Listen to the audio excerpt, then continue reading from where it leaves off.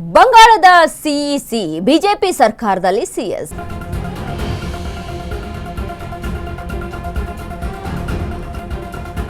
CM Suvendu ಅಧಿಕಾರಿ ವಿರುದ್ಧ ರೊಚ್ಚಿಗೆದ್ದ TMC.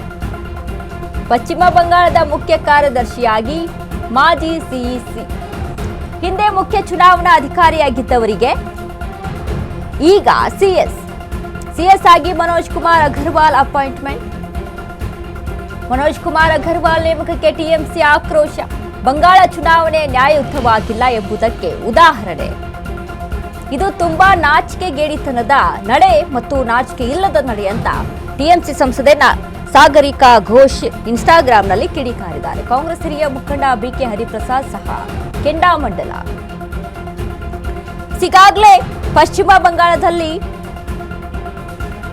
TMC ಬಿಜೆಪಿಯ ವಿರುದ್ಧ ಕಿಡಿಕಾರ್ತಾ ಇದೆ. ಏನು ಎಲೆಕ್ಷನ್ ಅಲ್ಲಿ ಇಷ್ಟರ ಮಟ್ಟಿಗೆ ಒಂದು 208 ಸ್ಥಾನಗಳನ್ನು ಪಡೆದುಕೊಂಡು ಬಿಜೆಪಿ ಅಧಿಕಾರಕ್ಕೆ ಬರುತ್ತೆ ಅಲ್ವಾ, ಇದಕ್ಕೆ ಮಮತಾ ಬ್ಯಾನರ್ಜಿ ಕಿಡಿಯನ್ನ ಕಾರ್ತಾರೆ. ಏನು 100 ಸ್ಥಾನಗಳನ್ನ ಅಲ್ಲಿ ಅಕ್ರಮವಾಗಿ ಪಡೆದುಕೊಂಡಿದ್ದಾರೆ, ಅವೈಜ್ಞಾನಿಕವಾಗಿದೆ, ಎಲೆಕ್ಷನ್ ಸರಿಯಾದ ರೀತಿಯಲ್ಲಿ ಆಗಿಲ್ಲ ಅಂತ. ಇಲ್ಲಿ ಮನೋಜ್ ಕುಮಾರ್ ನೇಮಕ ಏನಿದೆಯಲ್ಲ, ಇದು ಒಂದ್ ಕಡೆಯಾಗಿ ಅದಕ್ಕೆ ಎಕ್ಸಾಂಪಲ್, ಇದಕ್ಕಿಂತ ಎಕ್ಸಾಂಪಲ್ ಬೇಕಾ ನಿಮಗೆ ಅಂತ ಟಿಎಂಸಿ ಅವರು ಹೇಳ್ತಾ ಇದ್ದಾರೆ.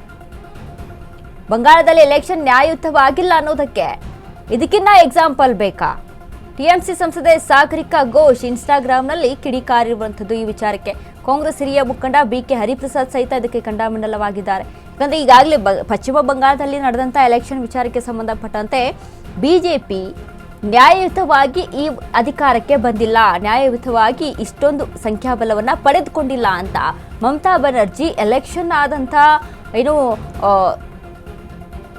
ಬೆನ್ನಲ್ಲೇನೆ ಆಗಿಂದನೂ ಸಹಿತ ಇದಕ್ಕೆ ವಿರೋಧವನ್ನ ವ್ಯಕ್ತಪಡಿಸ್ತಾ ಬರ್ತಾ ಇದ್ರು. ಅದಾದ ಮೇಲೂ ಸಹಿತ ಪಶ್ಚಿಮ ಬಂಗಾಳದಲ್ಲಿ ಏನೆಲ್ಲ ಬೆಳವಣಿಗೆ ಆಯಿತು ರಾಜಕೀಯವಾಗಿ ಅನ್ನೋದು ಸಹಿತ ಗಮನಿಸಿದ್ವಿ.